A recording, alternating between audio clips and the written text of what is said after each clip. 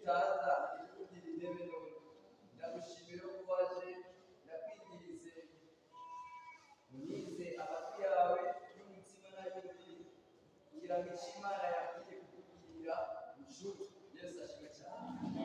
Wirinde umurwanizi ntakigutware, kandi nanjye ndishimye kuko nemeye gukora Imana. Reka dukomere Imana yacu.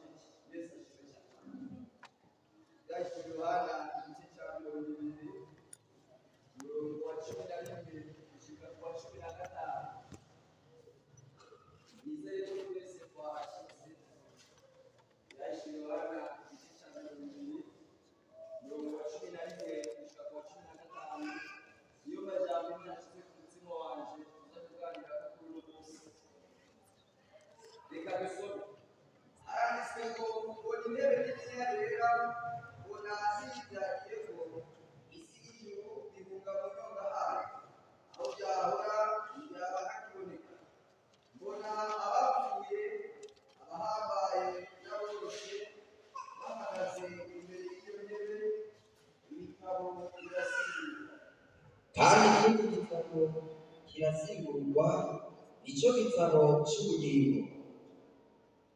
Abapfuye bacibwa imanza z'ibyanditswe muri ibyo bitabo bikwiranye n'ibyo bakoze.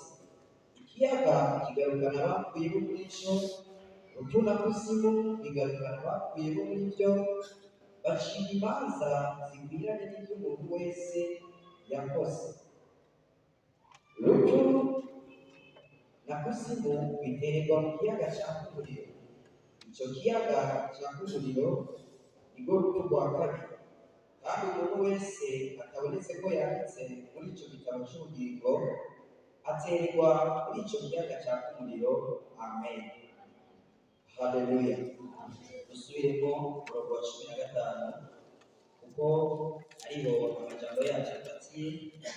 Haravuzwe ngo kandi umuntu wese atabonetse ko yanditswe muri cya gitabo cy'ubugingo aterwa muri cya kiyaga cyaka umuriro. Amen. Tuzige Bibiliya zacu hasigare abandikira. Amajambo Imana yashyize ku mutima wawe ngo nakubwire avuga ngo iki ni cyo gihe cyo kwiyandikisha. Iki gihe turimo nicyo gihe cyo kwiyandikisha. Ni ikirangwa cyiza. Bino birangwa abantu turabimenyereye, na cyane cyane abarundi ibijyanye no kwiyandikisha nibaza yuko atari sheki. Yesu ashimwe cyane. Imana ishimwe ko mu minsi iheze baraduhamagariye abayobozi b'igihugu ko dukwiye kugenda kwiyandikisha mu bantu bazotora. Yesu ashimwe cyane. Nimba utahagiye niwe wiyatse uburenganzira, ariko barabuze umuntu wese w'umurundi n'umurundikazi, umuntu wese afise karangamuntu y'Uburundi yemerewe gutora agende agire gute yiyandikishe. Gira ukwegera ati kwiyandikisha. Kwiyandikisha nihagira ukubaza ngo mwabuze kwiyandikisha hehe mu gitabo cy'ubugingo. Yesu ashimwe cyane. Kwiyandikisha mu gitabo cy'ubugingo. Kwiyandikisha nabivuze ko ari ijambo rimenyerewe. Kanatsinda ibintu byose by'agaciro, ibintu byose abantu bashatse ko agaciro barandika sibyo. None burya umuntu aguhaye ideni usibye mu gikirisu kuko habamo kwizera cyane. Hari umuntu ashobora kuguha ideni utanditse bimara n'ibere bingana. Hari umuntu waguha miliyoni zirindwi utanditse.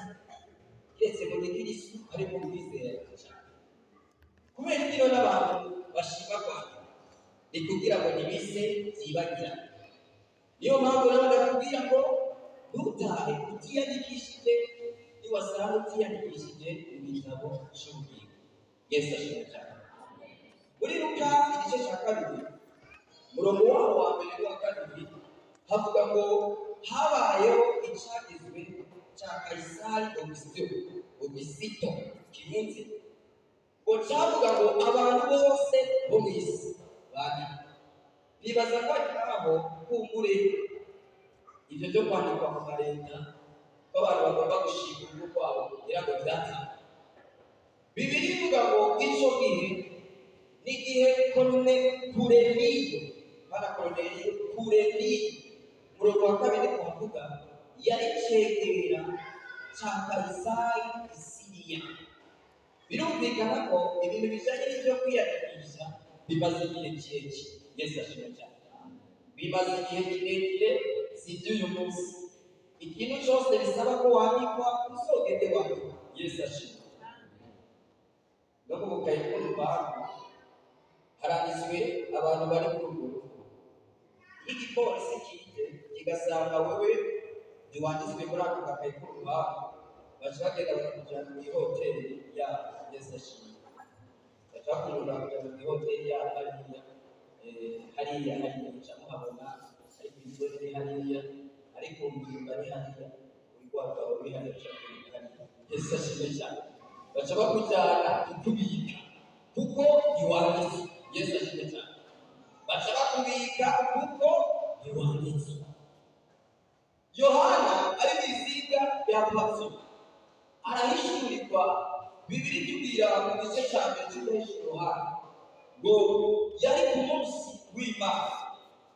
Yesu Kristo arakubwira ngo wandike ibyo ubona uyu munsi, wandike ibiriho, wandike ibyabayeho, wandike n'ibizoza.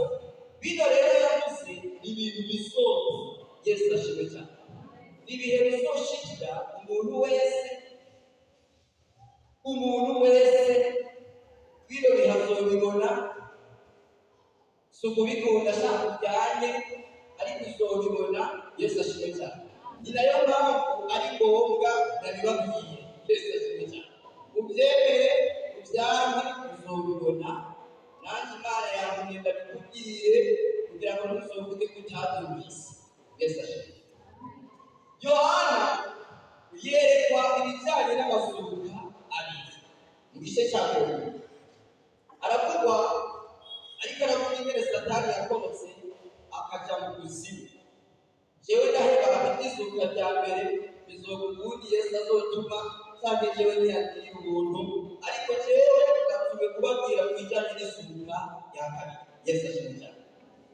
Usomye neza ku bijyanye n'izuka rya kabiri, Yohana yerekana yuko Kristo Yesu yamweretse.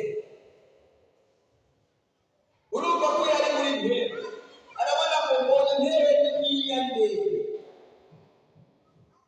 Ngo kandi kuri iyo ntebe avuga ko yabonye Imana, ngo mbona n'iyibyagiye. Ngo isi n'ijuru bihunga mu nyonga y'Imana. Ibaze isi n'ijuru bihunze mu nyonga y'Imana, abasigaye Yesu ashimwe cyane. Icyo kibazo bamaze gukibaza ni isi n'ijuru bihuse mu nyonga y'Imana. Abantu tuba nta ku isi, ninde muntu ataba nta ku isi? Imana ishimwe mwese nta ku isi. Yesu ashimwe. None isi niba ariyo tuba, icyo gihe igahunga mu nyonga y'Imana, abari ku isi bazoba bari hehe? Imana ibaze. Ijuru bari byo bitegurwa kuzojamo, biri nabyo bigahunga bikagenda, mbega ijuru nabo bazoba bari hehe? Kaze kuri kino kintu. Yesu ashimwe cyane. Haleluya. Yohana arereka aravuga ngo ndabandanye kwereka ko hanyuma mbona abantu bose iyo bavuye bakagera bose barazuka. Twibuka yuko bagiye ko ari izuka rya kabiri, kuko izuka rya mbere Kristo Yesu rirasi tuzomusanganira mu kirere. Yesu ashimwe cyane. Niyo mpamvu igice cyaho cya 20 kuri uno murongo nyene ibaza w'indwi kana haranga murongo w'indwi avuga ngo umurongo wa gatandatu avuga ngo uri mu mugabane wo gusuka kwa mbere arahiye kandi uwera. Urupfu rwa kabiri ntiruzogira ububasha wameze batyo, ariko bazoba abaherezi b'Imana na Kristo, kandi bazofatanya nawe kuganza imyaka itatu. Yesu ashimwe cyane. Birumvikana ko abantu bazozuka ku isuka rya mbere, abo bantu ari abahinga. Mu gitabo cy'ubugingo cyane mu bwami bwo mu ijuru tuzohasanga abantu bazoba babaye mu bihe bine. Nibyo abashakashatsi b'ibya Bibiliya bavuga ko hari ibihe bitandatu, ariko byereka mvuge abantu bazoba mu bihe bine. Abantu ba mbere banditswe mu gitabo cy'ubugingo n'abantu babayeho ibyagezwe bitaraba. Yesu ashimwe cyane. Abantu babayeho barongorwa n'ijwi ryo mu buzima reka bajyane bakijya. Yesu ashimwe. Mubyuke bantu. Haleluya. Yesu ashimwe cyane. Amen. Amagara yagusize mbere y'amaso. Yesu ashimwe cyane. Haleluya. Abo bantu babayeho igihe cy'ijwi ryo mu mutima. Abumviye Imana harimo n'abantu Henoke n'abandi bantu baranditse mu gitabo cy'ubugingo. Abo rero tuzobana hari muri bwa bwami. Abandi ba kabiri bazoba banditse mu gitabo cy'ubugingo, Imana yabibwiye Mose ariko arasaba Imana ngo imusire ibanga mu gitabo cy'ubugingo. Aravuga ati byose ishobora gukura umuntu mu gitabo atacumuye, oya ntibishoboka. N'abantu babayeho mu gihe cy'ibyagezwe. Haleluya. Mu gihe cy'ibyagezwe. Bano bantu nabo bumviye ibyagezwe bya Yesu bya Kristo nyine yahaye Mose, baranditse mu gitabo cy'ubugingo kugeza igihe cy'ubuntu. Ariko gihe turimo abazaba banditse mu gitabo cy'ubugingo aba gatatu nitwega bubahwa. Haleluya. Nitwega bubahwa, nitwega bubahwa. Nawe usanga utawiyandikishije, nawe wari usanzwe wanditswe, batubwiye ngo nawe usohowe urimo. Yesu ashimwe cyane. Abo nabo umunsi wa gatatu. Abo rero iyo mice yose izoherana n'izuka rya mbere. Yesu ashimwe cyane. Izoherana n'izuka rya mbere. Abantu rero bose babayeho bumvira Imana muri ibyo bihe bitatu. Yesu Kristo niyaza twese tuzomusanganira mu kirere. Haleluya. Reka nabasabe gukomera amashyi inyuma.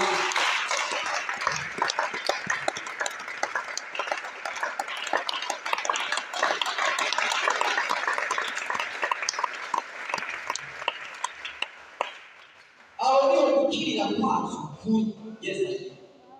Birashoboka kuri ino si ukagirira ikibazo, ariko Yesu niyaza ibibazo bahe bari, gusuzuma umutima bari, ibyo gupanga no gupangisha bari, ibyo kurungika abana ku ishuri bari. Hazoba hasigaye abantu bubashye Imana cyane, abantu batubashye Imana n'abantu babifuse. Bibiliya tubwira ngo nibyo Yesu azokorera ise, hanyuma bagaruke bwa kuganza ya myaka 1000, Satani azoterwa mu kuzimu. Niko nifuza gusimba ariko nca ku masonga kugira ngo bamwe ntidusigare. Yesu ashimwe cyane. Bamwe ntidusigare. Bibiliya ivuga ngo abantu bose barazuka. Abo rero bazozuka naba mwizuka ya kabiri, n'abantu bazozutse gucirirwa urubanza, umuntu wese ibikwiranye n'ibyo yakoze. Ukora gute? Yesu ashimwe cyane. Ukora gute? Niba umuntu yubaha Imana muri kino gihe, ukaba wanditswe mu gitabo cy'ubugingo, muri iryo zuka wewe. Yesu ashimwe. Haleluya. Wewe iryo zuka urimo. Ariko bariko baravuga ngaho, niba Imana yashimye ko ndababwira, naba mu gihe cya kane. Igihe cya kane n'abantu bazicukuza ayabo mu maso, aribo bavugwa 140 z'Abayuda. Twebwe Abanyafurika amahirwe dufise ni kubera Yesu. Yesu ashimwe cyane. Amahirwe dufise ni Yesu. Ni Yesu gusa. Aya mahirwe agucitse akaduka, abera bakaduka. Aya mahirwe akagucika bayi iby'icyo useze. Yesu ashimwe. Kuko birivuga ngo iyo minsi itagiruka, n'abo bantu bazicukuza amaraso yabo ntibyoshobotse bobaye bati. Ariko yarageruwe imigambi y'Imana yo mu gihe kizoza itari uyu munsi, ariko iriho mu buryo imwe izoba ku muntu wese abyara azina. Imana ifashe. Ikibazo rero yewe sinzi ko nawe uracitse n'abantu bari muri kino gihe cy'ubuntu bakagipisha ubusa. Abantu bari muri kino gihe cy'ubuntu bakagipisha ubusa, kandi ata kindi gihe gihari, aricyo gihe gisozera ibihe by'ibijyanye no gucungurwa. Imana itabara. Imana idufashe. Bibiliya tubwira ngo Daniyeli igice cya 12 umurongo wa 2 aravuga ngo mu bijyanye n'ibyo bintu byo kuzuka, ngo bamwe bazukira umunezero, babandi bacungurwa n'amaraso yabo bazukira iki? Umunezero w'ibintu bitazoshira. Ngo abandi bazukira ibimaramaye n'ibitekerezo bitazoshira. Hamwe wowe uzuke ukazukira ibimaramaye n'ibitekerezo bitazoshira. Bagomba kumbwire ko uwo muri ubwoko cyane. Nirizuba wewe ungene hashije. Wewe ungene hashije. Urasi ibintu twabuze kubwa Kristo. Ibaze ibintu tumaze guhora. Umuntu wese yivuge uko ari gusanga atacuraho bawe gushikisha. Ari gusanga atacuraho. Yesu ashimwe cyane. Abamaze guhora ibaze ibintu twahobye. Hanyuma kurya munsi ukatusanga nawe bazutse izuka rya kabiri wacika urubanza, azobara kandi bikomeye. Ubyere uko niko bimeze. Kubera iki turashyizeho umuyobozi wa porogaramu yakabwiye twese tuzopfa. Haleluya. Twese tuzopfa. Yesu natabaraza twese tugira gute? Tuzopfa. Kanatsinda niyaba yanasi ukaba wasiga uzopfa. Imana ifashe cyane. Imana itabara. Musi umwe jewe nari jyenyine arahantu mu cyumba ntangura kwibaza ibijyanye n'amakuru. Baza escuela seria escuela sana n'amakuru y'abantu baje maze akahise imana imeze imana ishimwe turabisana ababyeyi bawe guys niyumvira ku bantu bakoreye imana bikomeye harimo n'abitwa ba Harve. Yesu yabwiye Harve uzoshigikiza Ubusuwisi mu maboko yawe.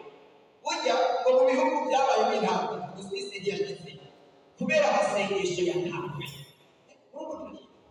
Amasengesho y'umuntu ngo abanyabitahe bose bajyana ibitahe yabo mu Busuwisi, abadagaza mu Busuwisi kubera umusenzi umwe. Ababa bakava mu Bufaransa ntashyikiye mu Busuwisi. Muri ubwo Yesu ashimwe cyane. Hari urahagarika intambara yo muri ushobora we intambara y'isi yose abakomeresha mu gihugu cyane Imana ikwiriye iduha abantu bashobora guhagarika intambara. Yesu ashimwe cyane. Uyu yarapfuye hariya tugiye kuraba aho bamuhambye gusanga ari ibihanga. Niyumvira abantu bakoreye Imana harimo n'abantu n'abayoboke tumva kahise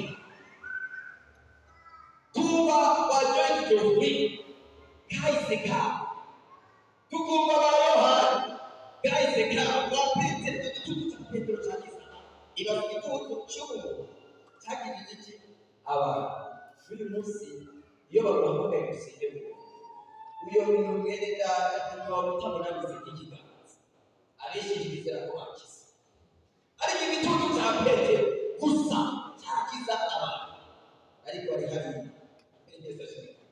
umuntu utegerezwa kugira ngo umusigiza bwa gatatu ikintu cyose cyagenewe igihe cya ikintu cyose cyagenewe igihe cyacyo. Umurongo wa mbere avuga n'umurongo wa kabiri hari igihe cyo kuvuka hakaba n'igihe cyo gupfa gushikana ko no kuraba ko hafi hamwe Tanzania wa mugabo witwa Moses Paul mwebwe mwari muhariye ubona benshi bakunze kumusumba Yesu wa kera na mutama wacu wa Jackson. Yesu ashimwe. Yesu wa kera rwose mwebwe barantanze ngaha Yesu ashimwe cyane. Yesu wa kera rwose sindababeshi mwabonye amakuru y'ujya mugabo Moses Paul yumva ngo yarinjira mu kibuga amadayimoni agatangura kuva mu bantu ariko yaravuye ari hariya yaravuye cyane. Yumvira abantu bakoze ibibi kumva ko niyumvira abantu bakoze ibyiza nyumva n'abakoze ibibi. Niyumvira bitwa ba Idi Amin Dada, niyumvira ba Kadafi, niyumvira abantu bavuze ngo bayitere n'abantu bagiye barica abantu barabica bamwe babica n'indagara abandi babica n'inyoni abandi babica n'impamvu tugira abana twaba tukagira ngo ndakujya sibyo abantu bafashije kujya ariko baba bakabica ariko nabo bari hari cyane ibibazo kimwe kajewe nzopfa ega cyaniha karavuga ati ego kabisa uyu muntu ni umusaza cyane ariko itanemesheje nuko soba kuzuka cyane. Yesu ashimwe cyane. Wewe utazoba yo uruho ariko itanemesheje nuko ninamba daya ubwami bwo mwisho. Yesu ashimwe cyane. Abo bantu bazozuka bavuye mu kuzimu. Yesu ayo makuru yarayavuze ndiko nababwira ijambo rivuga ngo kwiyandikisha. Iki nicyo gihe cyawe cyo kwiyandikisha.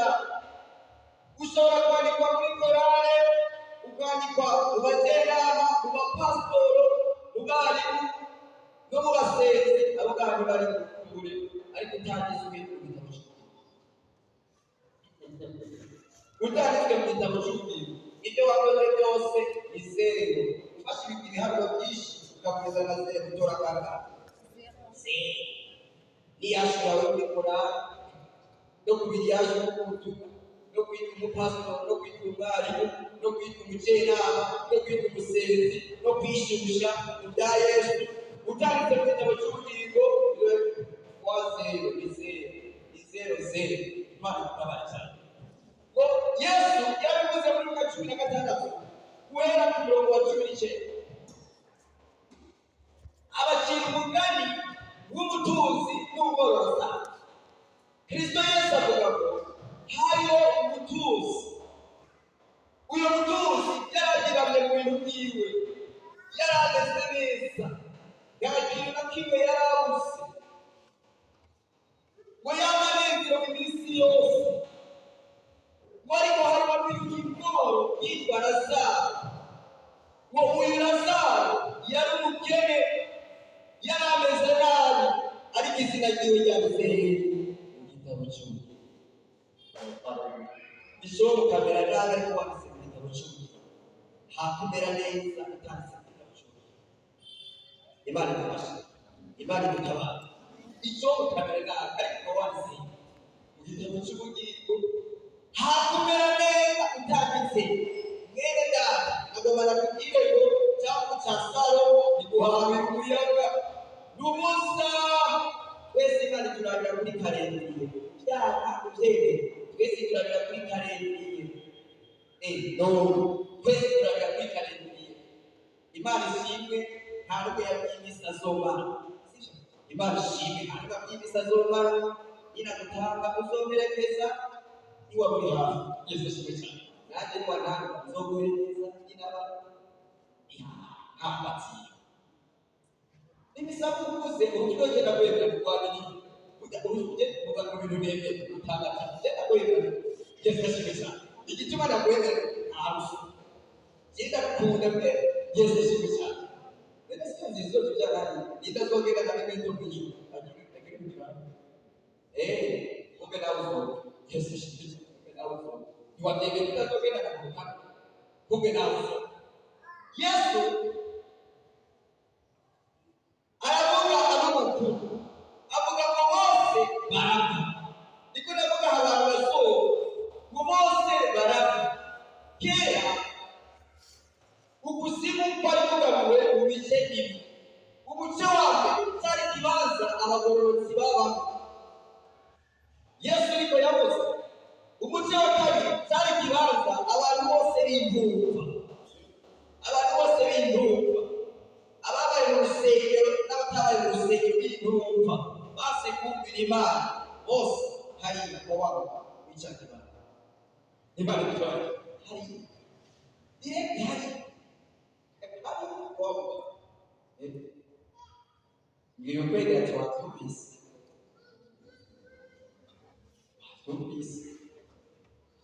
ko mutabagiye yarabatabagiye twatubise hariya kwa ubyaha byemera ari oho. Bibiri ko mu masengesho y'umunyabyaha igisesema kuma ubandane kora bikarira mu ngoro y'Imana, ukabandanya gusenga uri kurasesema Imana, uriyahura n'ukuri, uriyahura uba Imana itabara. Umunsi Imana abone ko ubu wisesema n'abadeba hari isi twisanye hari isi twisanye hari nise sije atukwelekeza ya Imana nibale bazoroshi hariya uje no kusesema kwa waliba ukubasesema Imana uriyahura n'ukuri reba niba urimo ndabarabye ko niyahura uvuga ubutumwa ubivugira mu byaha uriyahura n'ukuri. Imana sinzi icyo yokukoza umubyeyi ariko iriyahura hariya kwa umuntu yaraseseye kuva kera kubona kamubwire yaraka rero ubu reka kusesema hariya ugashika mtakatifu na kutulivu na kwenda kuelekeza tukoke mtakatifu hiyo yalibona mimi hoje halafu tunasara kwa kanisa sisi bravo abantu basara kwa kanisa bagi bose n'abatagatifu bose nibura ijeba ko nzeye cyangwa n'abameze kuzaba ntabwo kubuzima bose n'abatagatifu abamarayika batagatifu abasuma n'abatagatifu kuri umuntu umuntu arida yibira ku Mana uyo yarakomanaye uyo muntu ibyo bintu babimuhemuye bose abatagatifu abera iyo twinjiye mu mushinga twese tuba abatagatifu ariko no muhiga umuntu yanditswe mu gitabo cy'umuntu Yesu avuga bose bakuru Lazaro aje kubikiriza kwa Abrahamu amaze kujya mu gikiriza cya Abrahamu icyo gihe abera b'Imana iyo bapfuye baraja mu kuzimu ariko nta hantu ho kubabariza kubera ko byagenze gutyo nuko bashyikiwe n'urupfu kandi umuntu wa mbere yatanze ryana azamacara gutanga pe abera bakenera kugitera gupfa ariko ubundi ntitwumve umwana w'umuntu amaze kunanirwa yari yandikiye urupfu abera b'Imana baje muri icyo kibanza ariko batariko barababaza bibiri tugira ngo wa mutunzi ari muri cya kibanza nawe wumva uri mu rusengero wase kwihana uzojyamo nutiyandisha mu gitabo cy'ubugingo ngo ararira cyane waraseserezwa amen waraseserezwa warabwira ko Aburahamu ndakwinginze rungika Lazaro aze kose ima mu mazi hamarishire ku isonga ry'ururimi nawe yuko umubare korohera Kristo Yesu yaravuga ngo Aburahamu aramubwira ngo hagati yawe nawe ntidushobora kuva ino ngo tuziyo kandi namwe uko mwebwe n'abantu b'abazima ntimushobora kuva iyo ngo muze mu karuhuko k'abana b'Imana ntibishoboka Aburahamu amubwira amazina akomeye wowe warawusa umunezero ukiri isi urongo umunezero ukiri isi ariko Lazaro yarababajwe yaramerewe nabi ariko yubaha Imana aje kuruhukira ino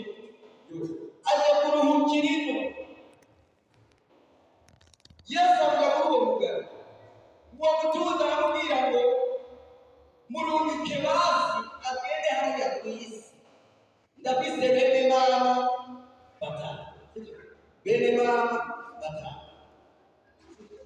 data wa twese ni Imana haleluya data wa twese ni Imana ariko abantu ndafise bene mama batanu ariko baravuga n'aba hariho Oceania hariho Afrika hariho Amerika hariho Aziya n'Amerika ikorera imigabane itanu y'isi niyo barimo baravuga ati murungika agende hariya ku isi kuko isi igizwe n'imigabane itanu Yesu avuga muri uwo mugani ngo aramubwira ngo nibatumvira abavuga ubutumwa bari ku isi nibatumvira ibyagezwe bya Mose n'abavugishwa n'Imana n'uwo bino ntibumvira birabasha ntibamenyanire na rimwe niyo mpamvu ariko nakubwira ngo iki nicyo gihe cyo kwiyandikisha mwene data utiyandikishije ukiriho nicyo gihe cyo kwiyandikisha cyonyine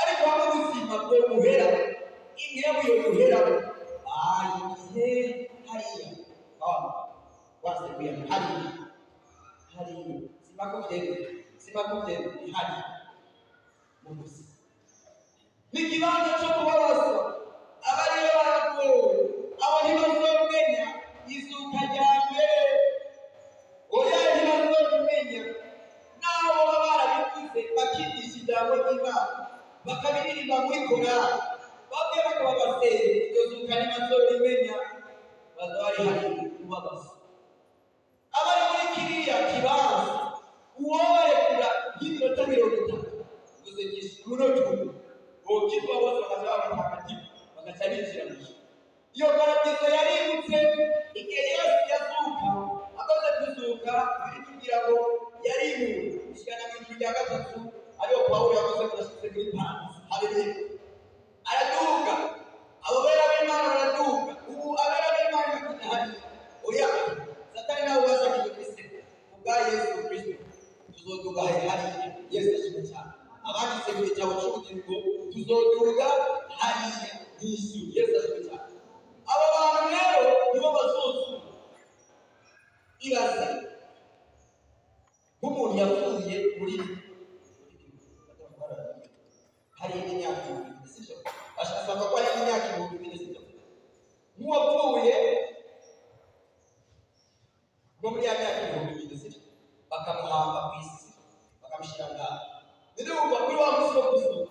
niba atazoba yazi hejuru y'abantu barabanga nk'abantu nka mirongo ine wibwira akagushi sohoka weya toka sohoka nawe toka sohoka icyo gihe ntuzongera gusinzira azakubwira ati hejuru y'abana bantu cyane bose barazutse nawe toka ngo bose bahagarara imbere y'iyo ntebe bibiri tugira ngo ibitabo birasimburwa yohana banganya kwerekwa aravuga ngo abantu bose bo mu isi bacirwa imanza zikwiranye n'ibyo bakoze ngo umuntu wese acirwa imanza zikwiranye n'ibyo yakoze bibiri tugira ngo hari ibitabo kandi kagatsinda n'ibitabo bitatu hari igitabo cy'ubugiriro hari igitabo cy'ibikorwa hariho n'igitabo cy'intumva uzozimira haleluya kuko ntazi ariko ndabwira ntibukwegeranye uzozimira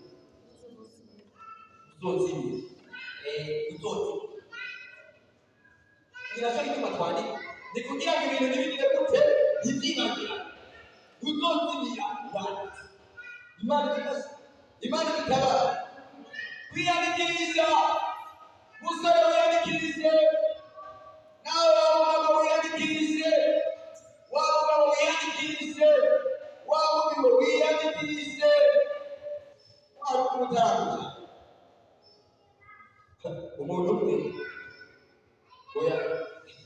uyavuganye n'undi arabwira murumva ngo jewe umunsi waje kuntu usohoye uravuga ati ukuri jewe meze nina za muntu usohoye barabivugana niba abantu bashobora kuba barakubise wanyuma waheze iminsi yumva ngo habaye isanga abantu bapfuye habaye isanga kumbura ashobora kuba ari twebwe kuri kino gihe ubise intambara siya haheze iminsi yumva intambara zakaza na Isirayeli urupfu rucyabaza ati nawe hashikiriwe ararubwira ati jewe twaravuganye yuko uzorwara urize kumbwira ururamwishyura ngo narakubwiye ntiwumva nta matwi wari ufise wameze nk'umuntu wikoreye inyama n'uyu munsi hari abantu bishengero bameze nk'abantu bikoreye inyama ariko kumva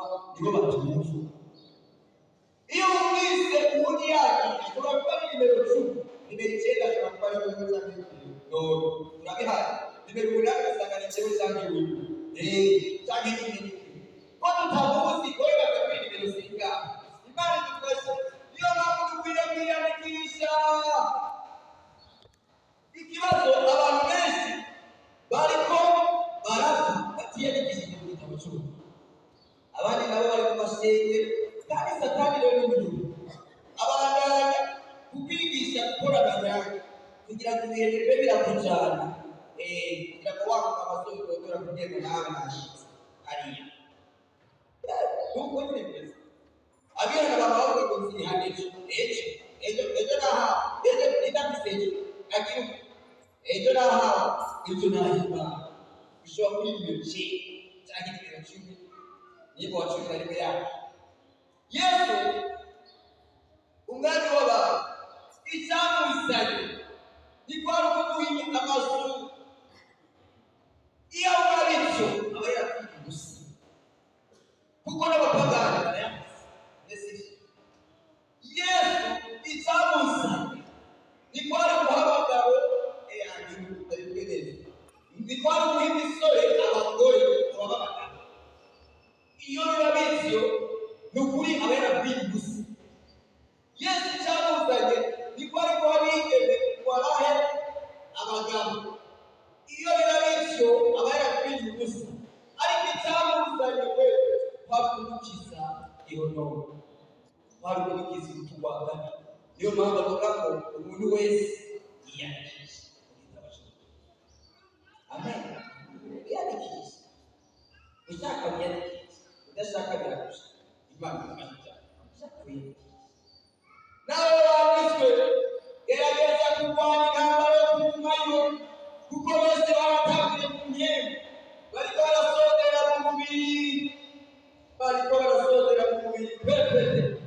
Haragereye umuntu yigiwa kera muri korali kandi nziza, nabo kubahwa kurusheho kubahwa ni byiza, ariko mu gitabo cyo yigiwa kera wandika wigiwa kera ntiwandike mu gitabo cyo tubona nakiyawe jewe birirwa kuzoba turabacana nukuri narakubwiye ubutumwa abaje ukagira amahirwe mabi ugasanga agenda umucamanza hari ugasanga agenda umucamanza nukuri uzoja muri wagiwe no kunakubise n'ibintu zobwira Yesu n'abandi ajya n'umuganga nakubwiye ubutumwa yambere umunani batera kubitewe wowe ugendera mu kubise waragiye muri koro wogenda muri iyo ndabona n'umucamanza nakubise warabwiye ukabona n'ubiri ugasanga ageretse ku ntebe y'umucamanza. Yesu sinzi ko bizoba ariko n'ibyaba ukanyemera uzonyemerere abantu babwiye ubutumwa batagiye biri uzongerera bakubite batogenda muri iyo ndabona kubona iyi nkuru zanjye icyo gano ari umucamanza n'akora idashaka umucamanza n'idashaka uzogenda mu iyo ndabukubise gaguhaye inkuru pa uzojyana umuriro n'ibirabu n'inkoni za Eliya warigiye muri wararirimbye ugakubita akagare wongera n'agakubise inkoni ntitosho warabwiye ubutumwa nukuri wewe umutagati Imana iguheza itazo kurengana amahoro mugabo rero uzogenda n'agakubise n'inkoni gacupa ariyo niba amaze kutiyumvisa hariho n'abandi bamaze kutiyumvisa uzogenda n'agakubise warabayarushe erega abapagani biyumvika ariko warabayarushe ntuze bwite uzogenda n'agakubise n'inkoni zitanu z'imira kandi z'icumi Imana idufasha Imana idutabara wiyandikisha umuntu wose yiyandikishe mu gitabo cy'ubugingo kugira ngo umuntu yandikwe biravuga ko yihana agakira Yesu akamubera umwami n'umukiza mu bugingo bwiwe. Yesu ntiyapfiriye ubusa. Uyu munsi Satani aragerageza guhenda abantu abahereza iby'uyu mubiri wo kubereka ko Kristo Yesu ni beza ariko nagomba nababwira ko icyo si icyambere n'agakiza icyambere ni kwiyandikisha mu gitabo cy'ubugingo. Icyo ni cyo cyane icyambere si kuririmba, icyambere si kuvuga ubutumwa, icyambere ni kwiyandikisha mu gitabo cy'ubugingo. Dufise abantu benshi batanditswe niwahura n'umuntu w'urusenga atanditswe mwumva ko atanditswe aho bwatege sinanditswe uzomubwira ati eye wamuheruka yavuze ati uzogenda gukubise ntutiyandikishe ubwako utanditswe uzogenda gukubise. Mbere urebye umuntu mwarimu agikora akavuga abantu bihana uzogenda gukubise. None ubunyene ushaka wokwiye ukandi none wazi mbere wogenda hariya yashunanye bari yashunanye niko nakubwiye uzogenda gukubise. Haleluya. Umuntu wese yandikwe Bibiliya ivuga ko icyo gihe n'igihe cy'urubanza umuntu asanzwe arashobora kuguha akakubeshyera kandi akagusiga urubanza. Ntiwiyumvire urubanza rw'Imana wibaza ko amajambo rero n'amumva ntego wibaza ko bizoba byoroshye ku rubanza rw'Imana. Umuntu asanzwe ashobora kukubeshyera ntibarakubeshyera akakagusiga bari n'icyubahiro cyangwa amafaranga ntabwo ntibarakubeshyera we warahiye uri barakubeshyera ariko twebwe batubeshyera bivanye n'amahera bivanye n'igituri akakurega ubwo rubanza ruraguha niwiyumvire urubanza rw'Imana nta burake nta mukere byose wase kwihana ngo tubibone wase ukizwa neza ngo tubibone ushima ko tukubona ugakigisha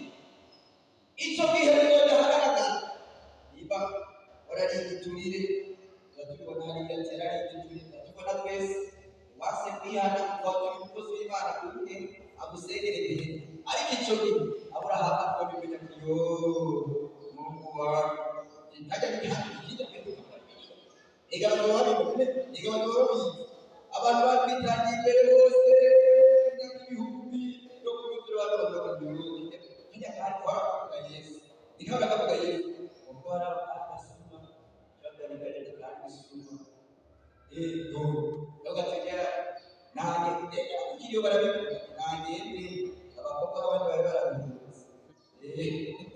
ati nanjye harumva ari gaha yiyumva iyo yabaye amacumu ya shitani ahera mu kugira bari ashiyo ashije nukuri bazobivuga wase kwiyana kuriga ngo turagiye tutatubibe kiduhanga kupagara kandi nitwarumenye tukabimenya uraza kuzoguhanga bene ndabikamusha no gushesha bita bari ndabikamusha cyaguhanga ngiyivuga akayabo cyangwa guhanga ngimbere umuntu yakoreye Imana ikintu giteye isoni Yesu kirababaje umuntu wese atanditswe muri icyo gitabo cy'urupfu uyo muntu atereka gushakira agacaka umuriro niwibaze igihano cyateguriwe Satani ukigiye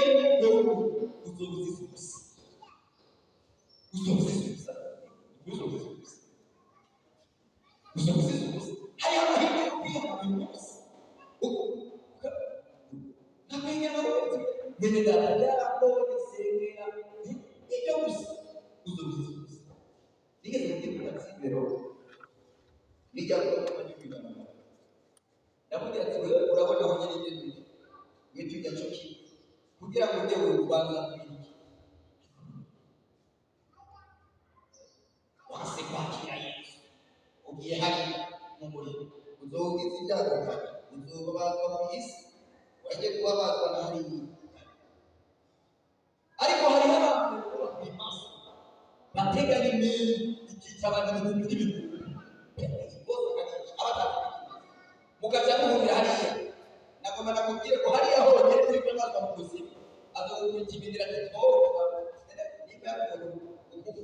nk'umukuru mu baganga sije niwaje kandi gusanga hariya ari niba ari kapiteni hariya ari kapiteni azokubita ati mwebwe abamutubesha n'amabibiriya mutubuza kwiyabira n'ibiraro nyinshi doka utaramushikira yari Imana imushyize bene data bakundwa mwoye kuzimizwa ibihe Yesu yaje kuduha ubugingo budashira Yesu yaje kuduha ubugingo budashira icyambere n'ubugingo budashira nari byo mwisi twobibura Yesu yavuze ko umuntu byomumarira iki kunguka ibyo mu isi byose worora muri wenyine worora mukananga wenyine twe twatagiye worora mukananga twe twatagiye ewe twese twakwisha bishobora kuba ari byo muri wenyine Yesu avuga ibyo mu isi byose wabironse ariko akavuga muri gihugu cyo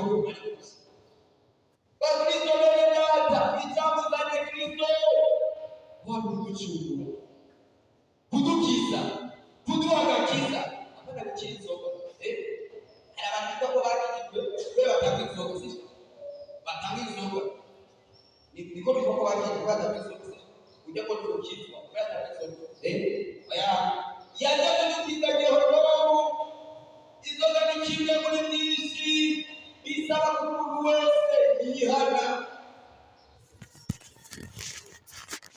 kugira ngo umuntu azigame izina ryo mu gitabo cy'ubugingo biramusaba ko umuntu aruhuka